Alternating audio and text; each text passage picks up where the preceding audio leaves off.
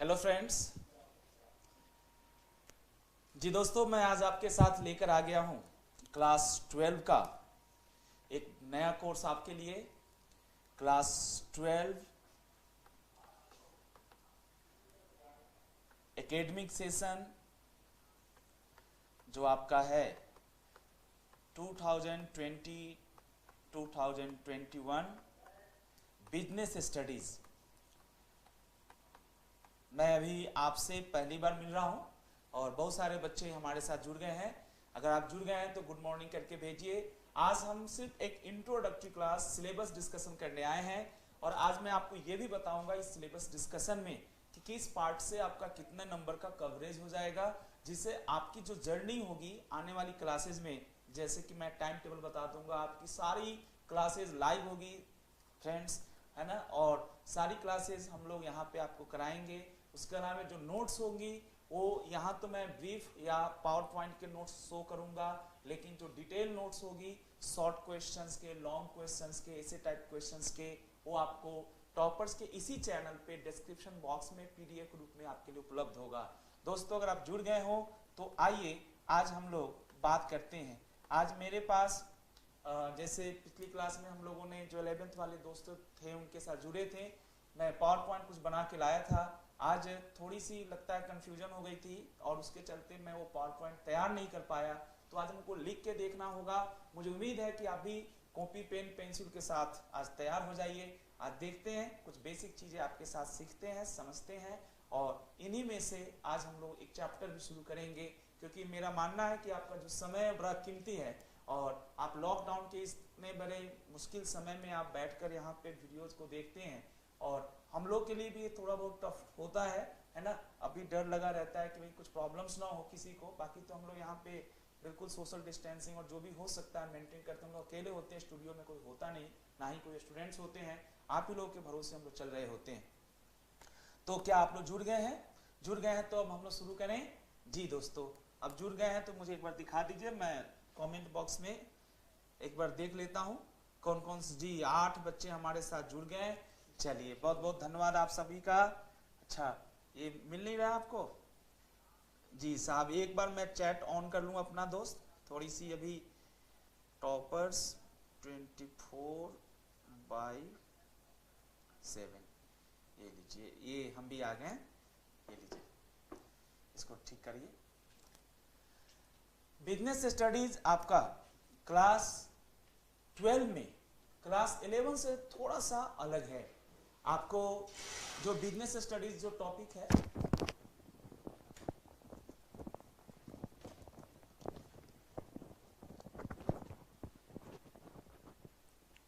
Audible हूं मैं आप लोगों को? एक बार बता दीजिएगा, कंफर्म कर दीजिए, फिर हम लोग शुरू कर। हाँ, मैं देख रहा हूं सर।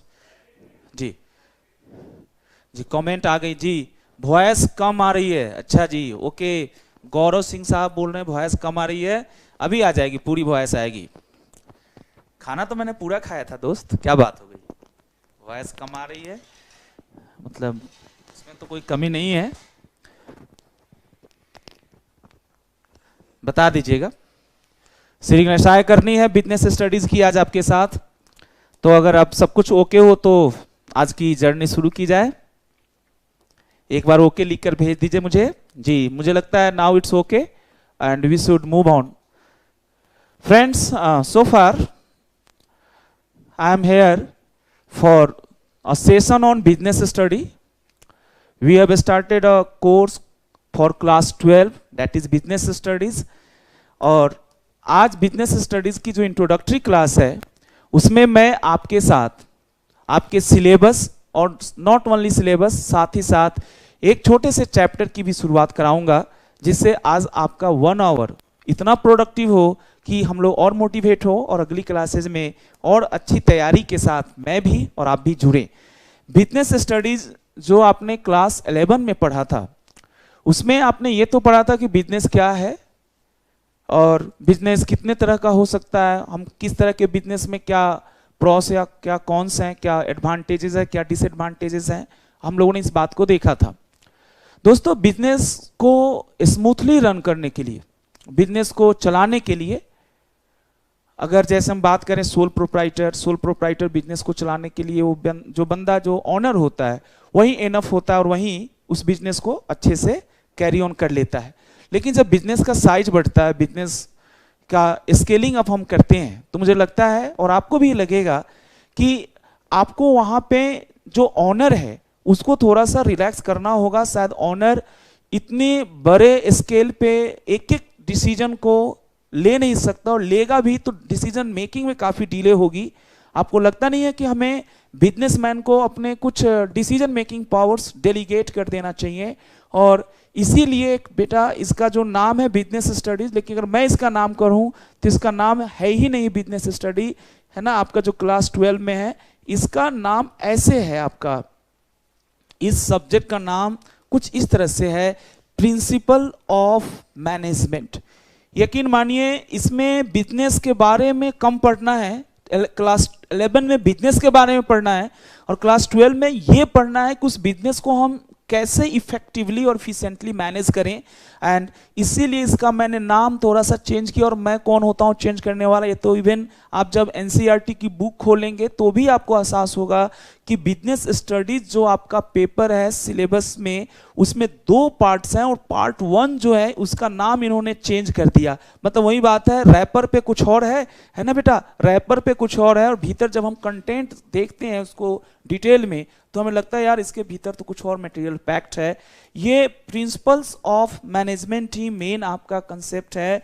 और इसमें आपको जो समझने की जरूरत है, आपको यहाँ पे आपका जो कोर्स कंटेंट्स है, ये principle of management 50 marks cover करता है, ह्यूज मार्क्स।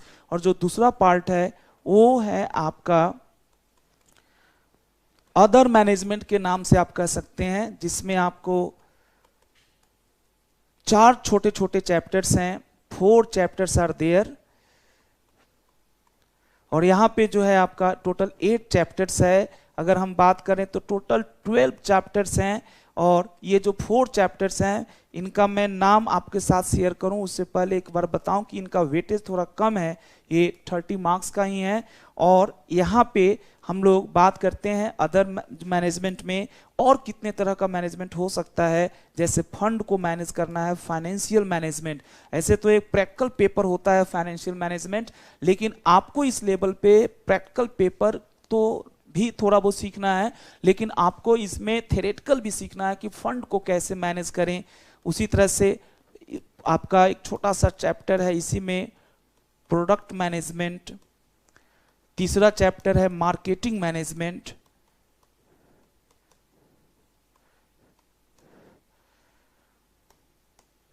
और एक और चैप्टर है आपका इसी तरह से मार्केटिंग मैनेजमेंट के साथ साथ अदर्स के नाम से एक चैप्टर और है।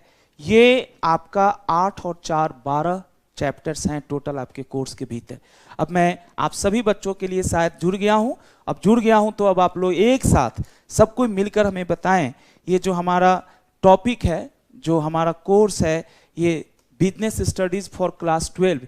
बेसिकली ये बिजनेस स्टडी कम है और आप ये समझ लीजिए कि आपको मैनेजमेंट ज़्यादा पढ़ना है। और इसी मैनेजमेंट में मैं आपको एक छोटा सा आपका सिलेबस दिखाता हूँ। यहाँ पे जो आप देख रहे होंगे स्क्रीन के ऊपर, ये थोड़ा आपको बेहतर ढंग से नहीं दिख रहा होगा तो मैं आपको दूसरा दिखाऊं। मैंने दूसरा भी यहाँ पे खोल रखा था, यहाँ से आपको दिखा देता हूँ। ये छोटे छोटे टॉपिक्स हैं, यहीं से आप आइए।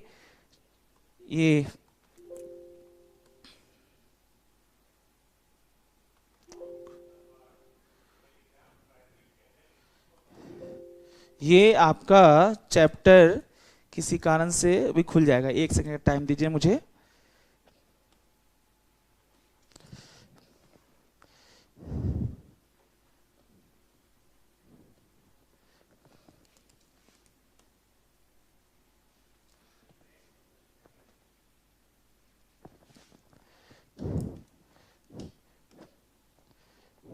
ये लीजिए एक्सट्रैक्ट हो गया आपका,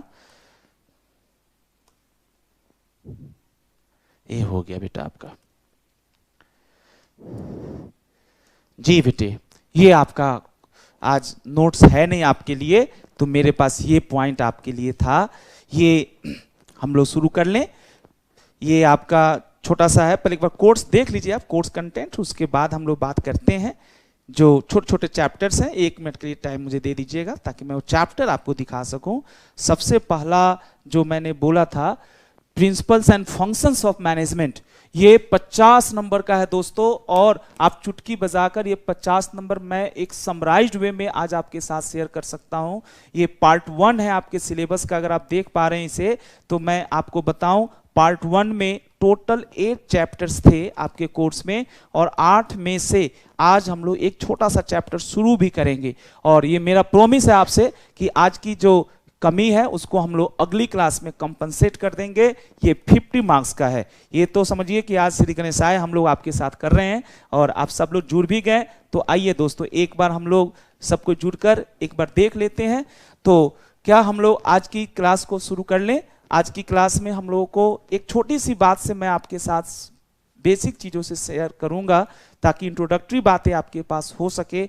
वो है chapter 1, nature and significance of management. यहाँ पे एक छोटा सा पॉइंट है, इसको थोड़ा शायद आपको ठीक करने की जरूरत होगी, उसको ठीक कर लीजिएगा, है ना। ये इसको ठीक कर लीजिएगा। उसके बाद हम लोग यहाँ पे जो पार्ट 1 है, फर्स्ट पार्ट है आपके बिजनेस स्टडी का, है ना, वहां से हम लोग शुरू कर लेते हैं फर्स्ट पार्ट को। बिजनेस स्टडीज फॉर क्लास 12 में जो पहला आपका चैप्टर है, उसमें हम चैप्टर 8 में से फर्स्ट चैप्टर की आज एक इंट्रो मैं आपको देता हूं, और कितना मैं आपके करीब पहुंच पाता हूं इसका ये हमें बताइएगा। चैप्टर 1 जो है आपका, यहां से आपके सामने ही था, nature and significance of management. आप उसको थोड़ी देर के लिए इग्नोर करिए, आप पहले जो मैं बता रहा हूं उसको समझिए। Nature and significance of management. तो आज हम लोग जो 50 नंबर का पेपर का पार्ट 1 है सिलेबस में, उसका एक कीवर्ड जो बार बार आपके पास हर चैप्टर के भीतर रिपीट होगा, that is called management. Management जो शब्द है, इसके लिए आपको कम से कम भी इस चैप्टर की जो वेटेज होगी, मतलब चैप्टर 1 और चैप्टर 2 मिलाकर कम से कम देता है आपका एग्जामिनर क्वेश्चन, तो 16 से 17 नंबर का है। तो सेफली आप प्रिज्यूम कर सकते हैं कि 6 से 7 नंबर आपको यहां से मिलने हैं आज की छोटी सी डिस्कशन से, nature and significance of management से। और हमें यहीं से आज आपके साथ शुरू करना है। तो यहाँ पे एक सिंपल बात हम लोग शुरू करते हैं। आपने ये तो समझा होगा और हमने इस बात को डिस्कस भी आपके साथ किया, और हम लोग इसके साथ साथ आपको यहाँ पे छोटा सा जो टॉपिक था उससे मैं आपको रूबरू कराते हुए आगे बढ़ता हूँ। ये आपका, अगर आप एनसीईआरटी की बुक खोलें तो कुछ इस तरह का ये आपका चैप्टर दिखता है। ये शुरू में ही इन्होंने दे रखा है, सिलेबस के बाद जो हम लोग बात करते हैं वो इस तरह का ये चैप्टर दिखता है। अभी आपको कुछ करना नहीं है, अभी आपको सिंपल सी एक बात को समझना है और उसी बात के थ्रू हम लोग आगे बढ़ते हैं। अब यहाँ पे आप मैनेजमेंट जो शब्द है, चूंकि ये बार बार आएगा हम लोग के जीवन में, तो हम लोग आज इसको एक बार सिंपल तरीके से समझ ही लेते हैं। अब मैनेजमेंट की जो डिफिनीशन है वो अलग अलग तरीके से अलग अलग लोगों ने दिया है, लेकिन जो सबसे ज्यादा वेल एक्सेप्टेड डिफिनीशन है, वो जो डिफिनीशन है मैं यहाँ पे आपको जूम करके दिखाता हूं, आप इसको एक बार देखेंगे। Management is defined as a process.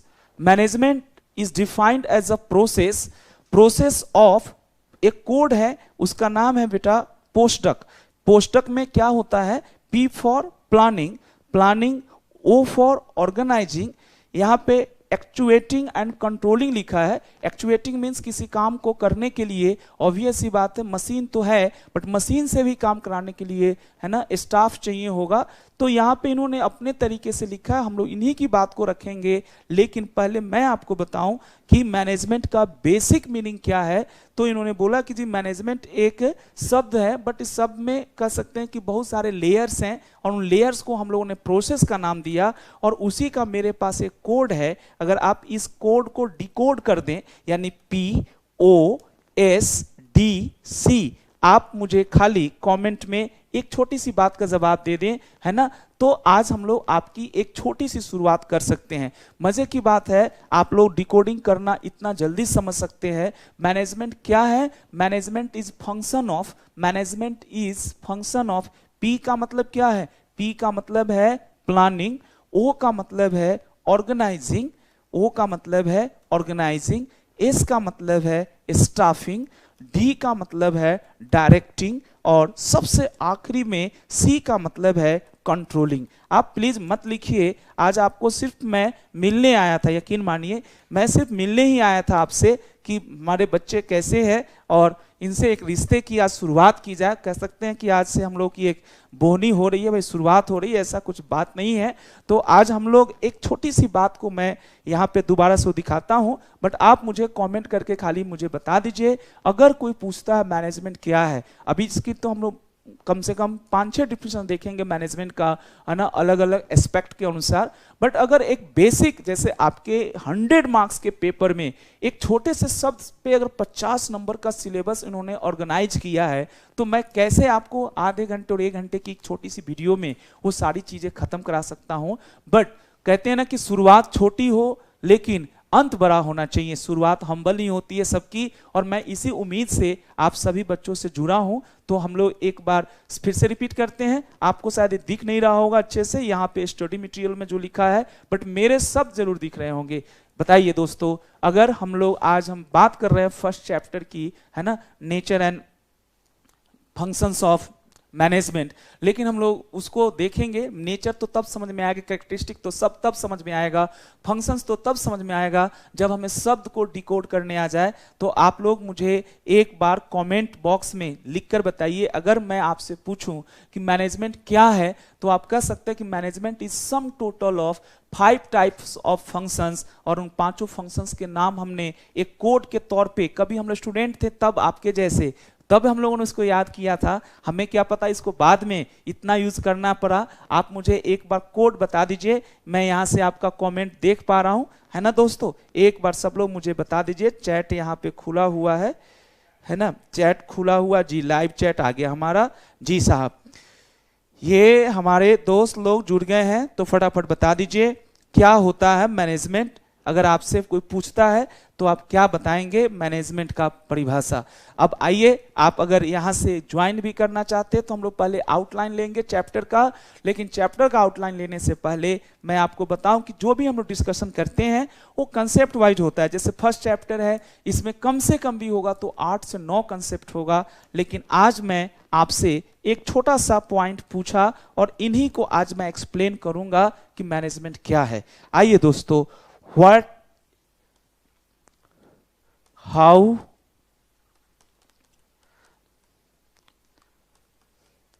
why, कम से कम 3 तो मैं जरूर आज आपके साथ बातें करने की कोशिश करूंगा इस छोटे से डिस्कशन में, और उनमें से पहली बात जो है हमारे पास, वो यहां से ज्वाइन करिए। Can we have your attention now? What is management? What is management? कोई अगर हमसे पूछता है कि क्या होता है मैनेजमेंट, आप मुझे बताइए मैनेजमेंट क्या है। मैनेजमेंट को हम बहुत तरीके से डिफाइन कर सकते हैं, तो फिर भी हम लोग बात करते हैं कि मैनेजमेंट का क्या बेसिक मीनिंग है। तो यहां पे लिखिए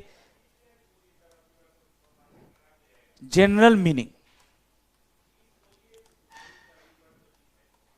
general meaning, what is the general meaning of management? लिखिए यहां पे, it means functions of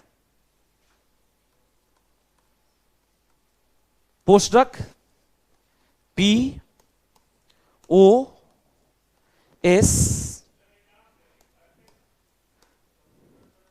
D C।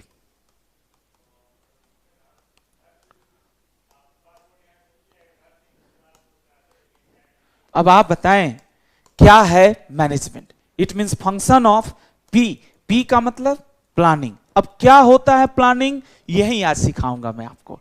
ऐसे तो ये पूरा चैप्टर है planning. O organising, S staffing, D directing और सी कंट्रोलिंग। ये हमारा बेटा पॉइंट है। अब मैं आप सभी से पूछता हूं, ये मानते हुए कि आपको 0 लेवल की नॉलेज है, इसकी कोई नॉलेज नहीं, आप पहली क्लास के लिए है, तो आप मुझे बताइए, कोई पूछता है मैनेजमेंट क्या है, क्या कहेंगे? Management is sum total of flowing functions. इन्हीं 5 फंक्शंस को जोड़ दें तो ये कहलाएगा मैनेजमेंट। अब आइए इसमें से हम लोग सबसे पहले समझते हैं इनके डिटेल्स को। अब इनके डिटेल्स को जब तक आप नहीं समझेंगे तब तक आप चैप्टर में नहीं घुस पाएंगे। ऐसे तो प्लानिंग एक पूरा चैप्टर है। प्लानिंग को एक बार में बताइए बेटा, क्या कहा जाए? What to do. प्लानिंग का मतलब है, आप लोग लिख रहे हैं कि नहीं? मैं शायद थोड़ा भी नया हूं आपके, मैं चैट को शायद नहीं पढ़ पा रहा हूं मैं किसी कारण से, लेकिन मुझे पूरा विश्वास है कि आप आनंद ले रहे होंगे, है ना? आप चैट में मैं आया, लेकिन लाइव चैट, शेयर चैट कोई नहीं, अभी आ जाएगा। लाइव चैट आ गया हमारे पास। ओहो क्या बात है। पारस, गौरव सिंह राजपूत, प्रशांत गिरी, अरे बहुत सारे बच्चे हैं। अनस्टॉपेबल सीए, अरे बाबा क्या बात है यार। करण कुमार, थैंक यू बेटा। गौरव सिंह, कोई बात नहीं, छोड़िए ना, मुझे विश्वास है अपने ऊपर और तुम्हारे ऊपर अपने से ज्यादा। चलो प्लानिंग, हाँ जी, व्हाट टू डू या थिंकिंग,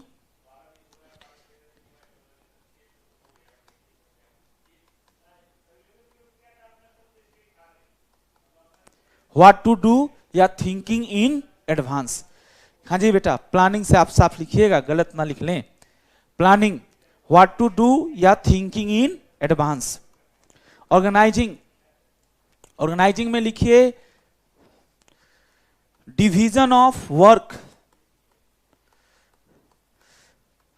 ये क्या है? आप देखते होंगे बड़े बड़े संस्थान में, जैसे मान लो मैं अकेला पढ़ा रहा हूं आपको, मैं अकेला हूं, अकेला मतलब सिंगल व्यक्ति नहीं, राजीव सिंह अकेला मेरा नाम नहीं है, मेरा नाम राजीव सिंह है बेटा।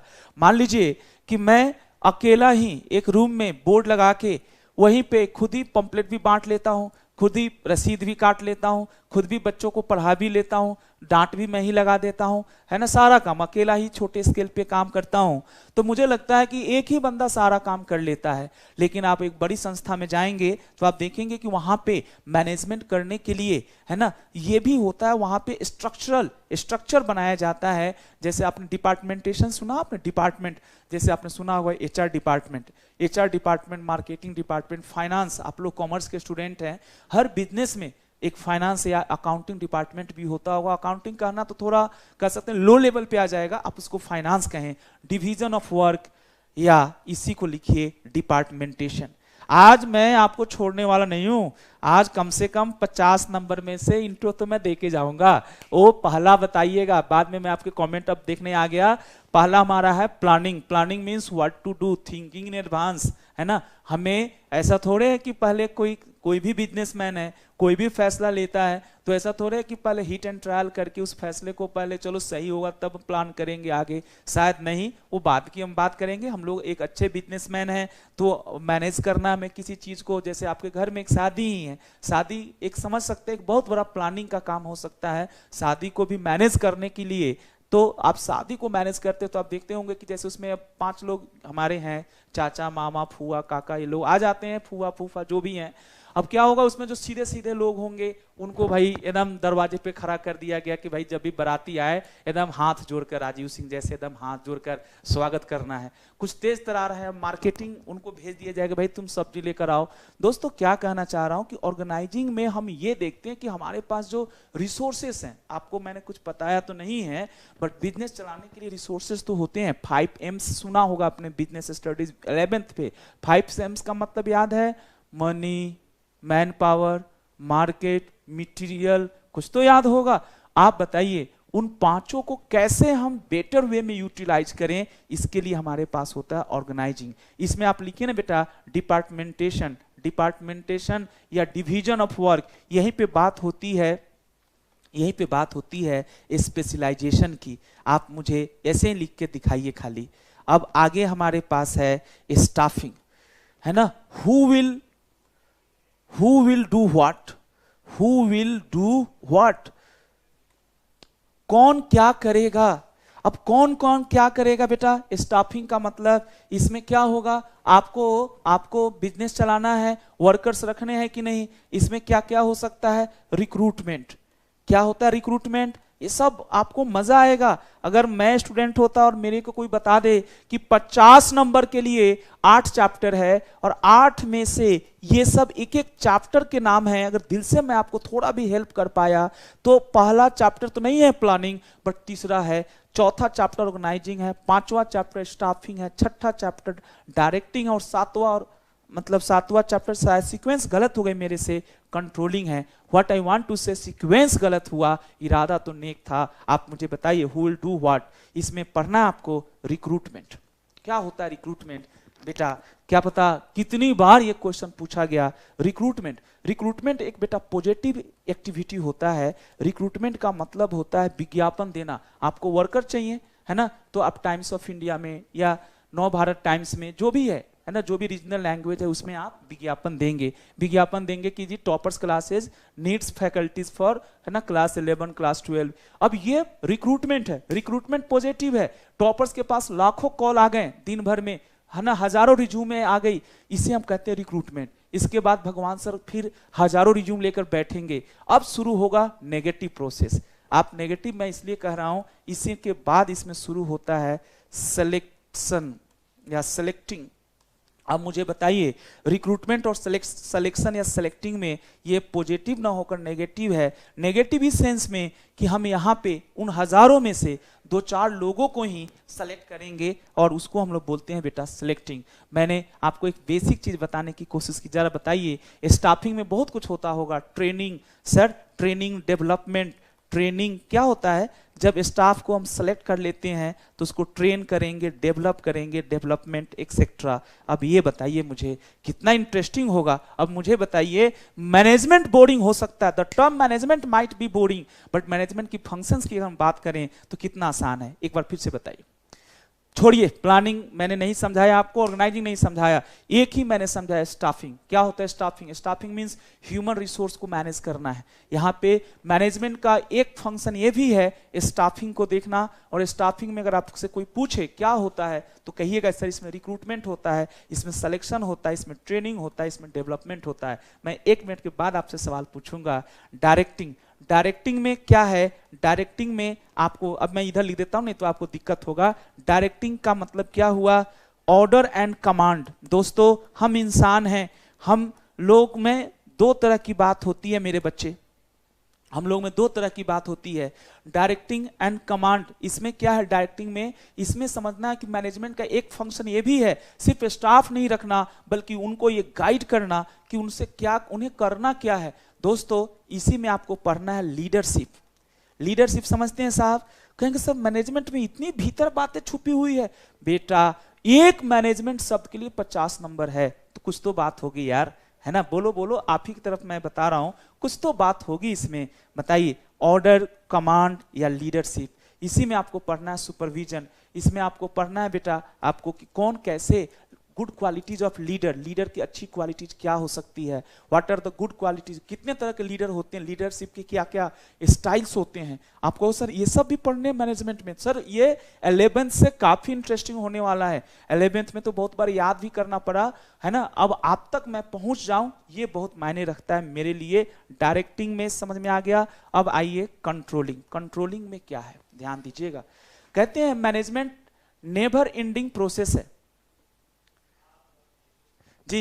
मैनेजमेंट, अच्छा मैनेजमेंट एक नेवर एंडिंग प्रोसेस है। नेवर एंडिंग प्रोसेस का ये मतलब है, नेवर एंडिंग प्रोसेस का ये मतलब है आपका कि ये कभी खत्म नहीं होना है। ये मैनेजमेंट में एक शब्द है कंट्रोलिंग। कंट्रोलिंग में क्या होगा, ये कह सकते हैं कि यहाँ पे आपने जो प्लानिंग किया अगर उसमें कुछ गलती हो रही है तो उस गलती को सुधारना भी है। गलती को सुधारना है, हर स्टेज में गलती हो सकती है। जैसे मान लीजिए प्लानिंग में कुछ गलती हुई तो हम गलत को ही थोड़े चलाते रहेंगे, क्यों दोस्तों, गलत को नहीं चलाते रहेंगे ना। गलत को चलाने के साथ गलत को हम इंप्रूव करेंगे, अच्छा गलती का पता चला उसके बाद हम उसको रेक्टिफाई करेंगे। तो कंट्रोलिंग का मतलब आप ये समझ लीजिए कि कहते हैं बेटा जहां प्लानिंग खत्म होती है, जहां प्लानिंग खत्म होती है वहां पे आपका ऑर्गेनाइजिंग शुरू होता है, और जहां ऑर्गेनाइजिंग खत्म होगी फिर स्टाफिंग है, फिर डायरेक्टिंग है। लेकिन इन सब का फिर जो समाप्ति एंडिंग लेवल होगा वो कंट्रोलिंग है। और फिर कंट्रोल करने के बाद जब हम नई आइडियाज को लेकर आते हैं, यार पुराने आइडियाज तो कामयाब नहीं हुए, कुछ चेंज करने की जरूरत है। जब हमें चेंज करने की जरूरत है, समझ में आई बात, तो हम क्या करते हैं, अपने भीतर, अपने ऑर्गेनाइजेशन के भीतर जो कमियां रह गई थी उनको सुधारते हैं, रेक्टिफाइंग करते हैं। रेक्टिफाई करते हैं, इसमें भी बहुत तरह की बातें हैं। कंट्रोल जो है प्रिवेंटिव कंट्रोल है, डिटेक्टिव कंट्रोल है, कि कैसे कमी हम सुधारें अपने आप को, रेक्टिफाइंग, इंप्रूविंग, कुछ इस तरह से कह सकते हैं। और ये सबसे लास्ट फंक्शन है मैनेजमेंट का। लेकिन कहते हैं जहां कंट्रोलिंग खत्म होता है वहीं पे प्लानिंग शुरू हो जाता है। यहाँ पे इंप्रूविंग द प्लानिंग, यहाँ पे हम लोग फीडबैक लेते हैं अपने एंड यूजर से, जो हम अपने मैनेजमेंट। अच्छा ये बताओ, आपने मैनेजमेंट किया, अच्छे से मैनेजमेंट किया, आपने टारगेट लेकर चला था 100 करोड़ का, 100 CR का प्रॉफिट कमाएंगे। लेकिन मान लीजिए प्रॉफिट 100 CR का नहीं हुआ, आपका 80 CR का ही प्रॉफिट हुआ, 80 करोड़ का ही बिजनेस में प्रॉफिट हुआ। मैं ये नहीं कर रहा हूं मैनेजमेंट गलत हुआ होगा, लेकिन शायद कुछ तो कमी रही होगी, और कमी जो भी होगी उसको हम सुधारने के लिए फिर से दोबारा से नए सिरे से सोचेंगे। और उसी के लिए हमारे पास एक टॉपिक है कंट्रोलिंग। अब आपको अगर मैं एक छोटे से है ना सर्कुलर फॉर्म में बताऊं, सर्कुलर फॉर्म में, तो कैसे इसको हम लोग रखा जाए, एक छोटा सा पॉइंट पहले मुझे एक बार बताने दीजिएगा, फिर आप नोट कीजिएगा। तैयार हैं आप लोग? मैनेजमेंट हमने लिखा, मैनेजमेंट लिखा दोस्तों। अब आप मुझे बताइए, एक सर्कुलर फॉर्म में मैंने कहा एक सर्कल के रूप में अगर हम बात करें तो मैनेजमेंट का जैसे पहला जो पार्ट है वो हो गया पी, ठीक है, पी हो गया। यहां पे आपका क्या हो गया, ओ हो गया। यहां पे खाली आपसे अब मैं पूछूंगा उसका जवाब दीजिएगा। एस हो गया, पीओएस हो गया आपका। यहां पे लास्ट पार्ट ले आइए, डी हो गया, डी हो सकता है बेटा। और लास्ट पार्ट के बाद हमारा एक और पार्ट है, ये हो गया सी। अब ये देखो, अब ये पार्ट ऐसे मूव करता है, अभी ये सारे इंटरलिंक्ड हैं, है ना, और इन्हीं के साथ ये फिर यहां पे जुड़ जाएगा। अच्छा, इन सबके बीच में प्लानिंग, ऑर्गेनाइजिंग, स्टाफिंग, डायरेक्टिंग और कंट्रोलिंग, इसके बीच में एक शब्द और आता है कोऑर्डिनेशन, तालमेल बैठाना। Coordination is required at every stage. तालमेल बैठाना, सामंजस्य स्थापित करना, मैनेजमेंट के हर प्रोसेस को एक दूसरे से इंटरलिंक करना, ये कोऑर्डिनेशन है। और coordination is based upon communication. ये ध्यान दीजिएगा, ये coordination is based upon proper communication. अगर ये नहीं हो रहा है तो फिर आपका मैनेजमेंट के सारे फंक्शन यूजलेस हो जाएंगे, कोई फायदा नहीं होना है। Based on communication. अब मैं आपसे कुछ बेसिक सवाल पूछता हूं आपसे। आपके पास जुड़ने का मेरे पास एक ही तरीका है, अभी कमेंट बॉक्स में आप कमेंट करेंगे, आप मुझे बताएं। सबसे पहले अगर मैं आपसे पूछूं कि आपका जो फर्स्ट पार्ट है जिसका नाम आपने लिखा principle and function of management, part 1 जो है आपके कोर्स का, मैं ऊपर स्क्रीन ही दिखा देता हूं ना, एक छोटा सा पॉइंट। अब आइए यहां पे ये स्पेलिंग बेटा ठीक करने की जरूरत है आपको शायद। Principle and functions of management जो 50 मार्क्स का है, एक बार सा स्पेलिंग बेटा आप ठीक करेंगे। और दूसरा है अदर पार्ट्स ऑफ मैनेजमेंट। आप मुझे बताओ 50 नंबर के लिए 8 चैप्टर है, 8 छोड़ो, आप मुझे बताओ 5 चैप्टर का नाम, जबकि मैंने आपके साथ है ना उन 5 चैप्टर के नाम यहाँ पे हिंट के रूप में रखा है। बताना जनाब, पहला चैप्टर बताओ। मैनेजमेंट छोड़ दो, first chapter is planning, second one is organising, third one is staffing, fourth directing, fifth controlling. अब मैं एक एक करके, अब इधर मत देखना, आप व्हाइट बोर्ड पे मत देखना, विश्वास के साथ मेरे साथ ज्वाइन करके बताओ। प्लानिंग अपने आप में एक चैप्टर है भाई। प्लानिंग के लिए हमें क्या चाहिए, क्या कैसे करते हैं प्लानिंग, अभी तो सर ने बता दिया है ना, थिंकिंग इन एडवांस। साहब अगर इतना ही आसान होता तो फिर ये 8 नंबर 10-10 नंबर एक चैप्टर पे क्यों खर्च करते, 4 से 5 क्लासेस लग जाएगी सिर्फ प्लानिंग को समझाने में। लेकिन हम उसको देखकर उदास हो तो फायदा थोड़े है, क्यों जी? उसे देखकर उदास होते रहे कि भाई प्लानिंग 4 घंटे में और 4 क्लासेस लगाएंगे सर तब खत्म होगा। अगर सर कैपेबल है, आप कैपेबल है, आप मुझे बताइए प्लानिंग क्या है। अगर मैं आपसे पूछूं बिना उसको दिखाए हुए तो आप कमेंट बॉक्स में जवाब दीजिए, हाँ जी जनाब, है ना, प्लानिंग क्या है। अगर मैं, है ना, जल्दी जल्दी बताइए प्लानिंग क्या है। अगर आपसे कोई पूछता है तो मैं क्या कर सकता हूं। Planning means thinking in advance. अब सोचना है भाई, आप प्लानिंग किसके ऊपर बेस करोगे, प्लानिंग किस आधार पे करोगे। आपने ये तो रट लिया, समझ लिया कि सोचना है। अच्छा ये बताओ, कोई भी व्यापारी है, कोई भी बिजनेसमैन है, बिजनेस स्टार्ट करते हो, है ना, तो आप पहले तो प्लान ही करते हो ना, व्हाट टू डू, क्या बनाना है, कितना बनाना है ना, किस सीजन में बनाना है। अब मान लो अभी रक्षाबंधन का समय आता है तो राखी उखी लोग बनाते हैं। उसी तरह से जो काइट फेस्टिवल्स होते हैं, मतलब पतंग, 15 अगस्त के आसपास हम लोग पतंग उतंग के जो फैक्ट्रीज है वो ज्यादा एक्टिव हो जाती होगी। आइसक्रीम की कोई कंपनी है, आजकल तो शहरों में, और शहर के आप सब जगह, गांव शहर बराबर है, लेकिन आपको भी पता है कि शायद आइसक्रीम की जो फैक्ट्रियां होती होगी, है ना, शायद ठंडियों में थोड़ा सा कम काम करती होगी और गर्मियों में थोड़ा सा ज्यादा। अभी अब मदर डेयरी तो 24 मतलब 12 महीने और 24 घंटे उपलब्ध ही है। गर्मी ठंडी से कोई मतलब नहीं है। वो भी अगर शादी विवाह में जा रहे हो तो वहां तो फ्री में मिल रहा है तो और अच्छी बात है भाई। पहले आइसक्रीम खाएंगे फिर कॉफी पियेंगे, बोले यार काफी गर्मी लग रही है, फिर आइसक्रीम खाएंगे फिर कॉफी पियेंगे। बट बेटा अगर मैं आपसे एक बात करूं, जोक से पार्ट, आपने ये तो सीखा व्हाट टू डू। अब मैं आपसे एक छोटी सी बात इसमें जोड़ूं, यहां तो आपके पास समय कम, जगह कम होगा, बट थोड़ा थोड़ा कोड वर्ड है, कुछ लिखते जाइए। Sir planning is based upon, आप मुझे बताइए planning is based upon, planning किस आधार पे किया जाता है। प्लानिंग इज बेस्ड अपॉन, किसके आधार पे, किस आधार पे किया जाता है। बेस्ड अपॉन डेटा और इंफॉर्मेशन। ध्यान दीजिए, आपको जवाब देना है डेटा और इंफॉर्मेशन। मैंने आपको कुछ नहीं बताया, आप सिर्फ मुझे बताइए मैनेजमेंट का पहला फंक्शन प्लानिंग है। प्लानिंग का मतलब एडवांस में सोचना है। बट मैंने आपसे एक सवाल थोड़ा सा हाई लेवल पे जाकर पूछा कि what is the input for planning. एक अच्छी प्लानिंग के लिए क्या हमें डेटा या इंफॉर्मेशन, आपको सर डेटा इंफॉर्मेशन अलग होता है क्या? सर ऑब्वियस सी बात है ना बेटा। डेटा को जब आप फिल्टर करेंगे, डेटा को, है ना, डेटा को जब आप फिल्टर करेंगे तो जो रेलिवेंट डेटा निकल के आएगा दैट इज कॉल्ड इंफॉर्मेशन। देखते हैं हमारे शेर लोगों ने कैसे जवाब दिया। अरे क्या बात है जी, what to do, how to do, क्या बात है जी। पारस तो बड़ा महान लड़का है भाई।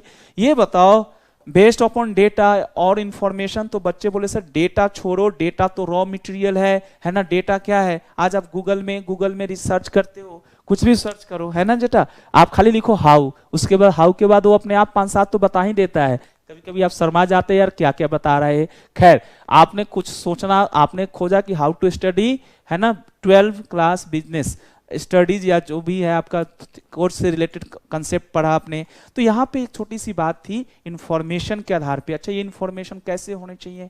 ये इंफॉर्मेशन इनकम्प्लीट होने चाहिए या कंप्लीट होने चाहिए? ऑब्वियस सी बात है कंप्लीट होना चाहिए। आप थोड़ा थोड़ा लिखते चलना, इसी में लिखो। आपको इसी में कुछ कीवर्ड मैं आपको सिखाता हूं कैसे होने चाहिए आपके लिए। प्लानिंग के लिए पहली बात समझ में आई कि प्लानिंग होता क्या है। दूसरी बात सर समझा रहे हैं कि प्लानिंग के लिए हमें इंफॉर्मेशन चाहिए, फिल्टर डेटा चाहिए, है ना, ऑब्वियस सी बात है। सेलेक्टेड डेटा चाहिए। सेलेक्टेड डेटा को हम जब रेलिवेंट डेटा में कन्वर्ट कर देते हैं, जब हमारे पास कूड़ा कचरा है, बहुत सारे लॉट ऑफ इंफॉर्मेशन हैं, तो उनमें से हम यहाँ पे इंफॉर्मेशन है जिसको हम लोग कंप्लीट भी होना चाहिए, रेलिवेंट भी होना चाहिए, अपडेटेड भी होना चाहिए। अब मुझे छोटी सी बात का जवाब दो, मैनेजमेंट क्या है? अब कुछ समझ में आया?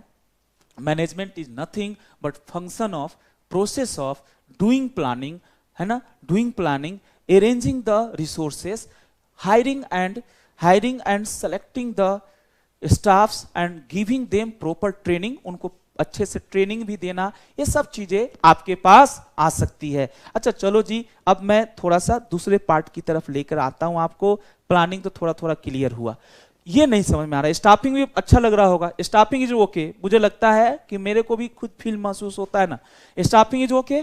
चलिए स्टाफिंग बताइए जो ओके, पहले उसको ठीक करते हैं। हाँ जी बेटा, प्लानिंग इज, है ना, लिटिल बिट इजी, प्लानिंग आसान था। स्टाफिंग बताओ, स्टाफिंग में क्या हुआ? स्टाफिंग में वी आर कि हु विल परफॉर्म, कौन करेगा काम? ये तो हुआ कि आइसक्रीम बनाया जाएगा, तो भाई आइसक्रीम बनाने के लिए वर्कर्स चाहिए, फिर आइसक्रीम जब बनेगा तो उसको मार्केट में बेचने के लिए कुछ स्किल्ड वर्कर चाहिए जिनके पास मार्केटिंग का थोड़ा कोर्सेज किया हो। अकाउंटिंग आइसक्रीम का अकाउंटिंग भी तो करना होगा कि भाई कितना बन रहा है, कैसे बन रहा है, तो इन सब चीजों की जानकारी हम लोग लेते हैं। अब आप मुझे बताइए, मैं एक सवाल आप सभी दोस्तों के साथ करता हूं, ये अभी तो सवाल की घड़ी नहीं है, फिर भी मैं आपसे पूछता हूं, क्योंकि आप नहीं बताएंगे तो कौन बताएगा मुझे? आप ही के लिए मैं हूं और मेरे लिए आप हैं। हाँ जी दोस्त, रिक्रूटमेंट वर्सेस सिलेक्शन। सिर्फ जवाब के लिए मिलेंगे आपको पूरे 1 मिनट, मैं 1 मिनट का टाइम दे रहा हूं। रिक्रूटमेंट वर्सेस सिलेक्शन का क्या मतलब है आप मुझे बताइए। What is the basic meaning of recruitment and selection? अगर आप कुछ बता सकते हैं तो बताइए, रिक्रूटमेंट क्या होता है और सिलेक्शन क्या होता है? मैं चैट बॉक्स में देख लेता हूं। हाँ जी बेटा, पारस, करण, गौरव, सभी लोग बताएं मुझे, मैं बड़ी पॉजिटिवली आपसे बात कर रहा हूं, फटाफट बताइए। रिक्रूटमेंट और सिलेक्शन में क्या फर्क है? क्या दोनों एक ही चीज है?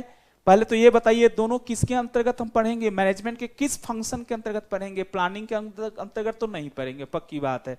प्लानिंग में तो ये है कि क्या बनाना है, कितना बनाना है ना जी दोस्त, ये वाली बात है। आप बताएं रिक्रूटमेंट के भीतर क्या है? रिक्रूटमेंट के भीतर क्या है दोस्तों, आप लोग बताइए। रिक्रूटमेंट में क्या था? रिक्रूटमेंट पॉजिटिव पार्ट, पक्का ना? पॉजिटिव पार्ट था, पॉजिटिव पार्ट ऑफ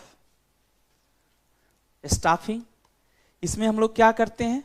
इसमें हम लोग पेपर में, इसमें हम लोग जो इंफॉर्मेशन है, हम अपनी रिक्वायरमेंट्स हैं, संस्था में किस तरह के स्टाफ की जरूरत है ना, क्या नीड्स हैं, क्या हम उनको सैलरी देने के लिए ऑर्गेनाइजेशन तैयार है, इस तरह की बातें, कितनी संख्या में चाहिए, है ना, तो ये हमारा पॉजिटिव प्रोसेस है। इसमें जो भी उस क्राइटेरिया को पूरा करते हैं वो दोज ऑल आर वेलकम, उन सबको हम वेलकम करते हैं कि भाई आइए, आप ही का इंतजार था। तो हमारे पास जवाब आ रहा है, गौरव सिंह बता रहे हैं ये सब स्टाफिंग के ही पार्ट है, पॉजिटिव पार्ट ऑफ स्टाफिंग। अच्छा जी, इसमें हम क्या करते हैं?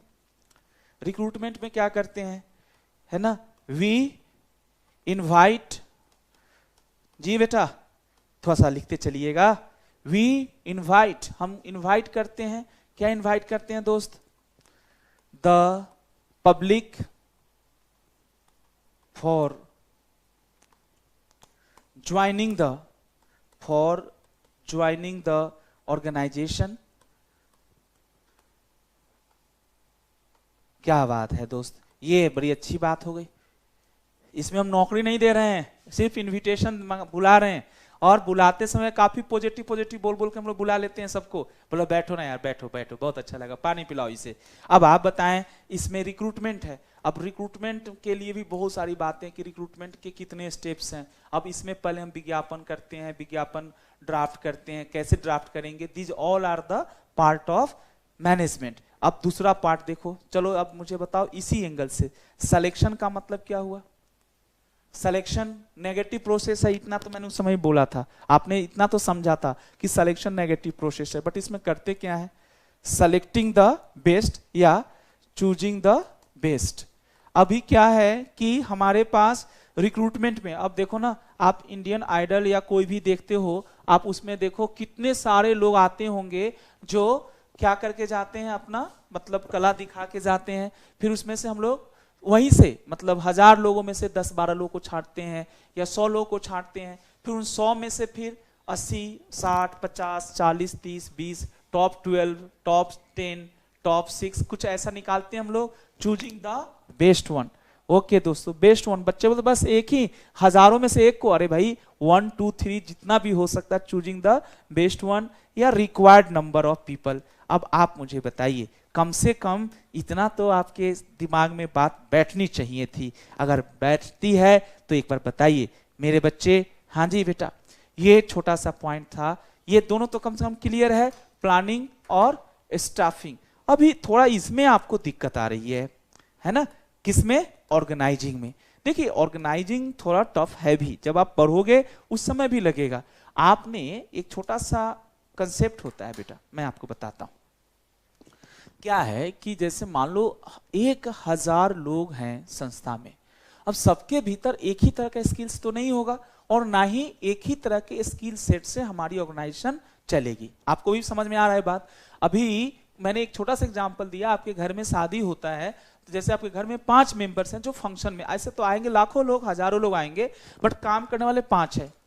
एक फादर के 5 बच्चे हैं, है ना, मान लीजिए उन्हीं के घर में शादी है, तो कुछ आपके जैसे सीधे साधे होंगे, कुछ आपके पड़ोसी जैसे चंट होंगे, है ना, तेज तरार होंगे। तो मैंने आपको एक एग्जांपल दिया था।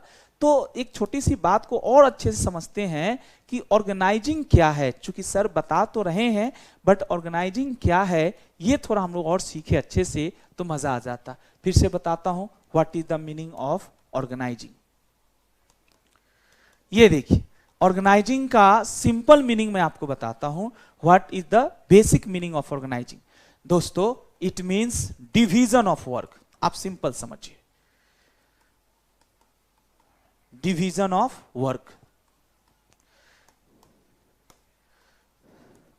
डिवीजन ऑफ वर्क और डिवीजन ऑफ, हाँ जी, डिवीजन ऑफ वर्क भी हो सकता है या division of work into different departments.